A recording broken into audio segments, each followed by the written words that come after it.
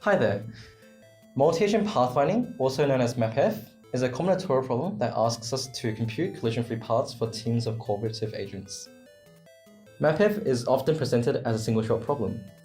However, practical applications like automated warehouses, where each robot can be viewed as an agent, are much more complicated. In these applications, turning incurs additional costs. Tasks are continually assigned to agents, and the planner must respond quickly for real-time operation. And recently, the number of research applications on MapF has exploded. Different algorithms and improvement techniques have appeared and reported substantial performance enhancements. The League of Robot Runners bring together researchers from different fields to compete with their MapF algorithms. We also view this competition as a great opportunity to recognize the core challenges of this problem, identify the state-of-the-art of this challenge, and track the progress in the area.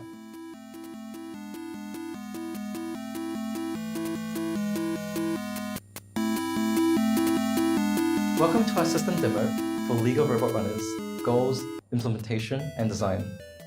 In this demo, we highlight the implementations and benchmarks developed for this competition, which we release as open source material for the benefit of the community.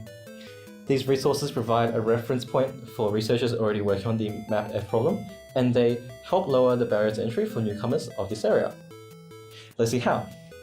This is Alice, a young engineering student. After watching some YouTube videos about the emergence of multi-robot systems in real-life applications, she is fascinated to understand how hundreds of robots are coordinated together. Excited to know more, she tries to find a starting point in the research literature. But Alice is quickly overwhelmed by the existing work and needs help figuring out where to start. Each of these works claim to be the state of the art. But what are the core challenges in this area, and how much progress has been made? For a young student like Alice, it is difficult to know. Eventually, she found a MapF implementation online. Maybe this is a good starting point? After spending hours trying to compile the code, she is ready to try solving some problems. However, she gets confused again by the complicated output from the solver. When Alice is exhausted and doesn't know how to continue, she discovers the League of Robot Runners. The first tool she can use for her MapF adventure is our Planning System Star Kit.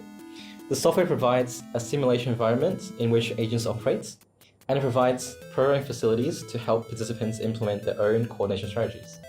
There are facilities for reading problem instances, validating actions, evaluating plans, producing logs, and outputting formatted solutions. And all Alice has to do is to tell her agents what to do. There are only two functions to implement: an initialization function, which is used to do pre-processing work, and a plan function that returns actions for each agent per time step in the simulation.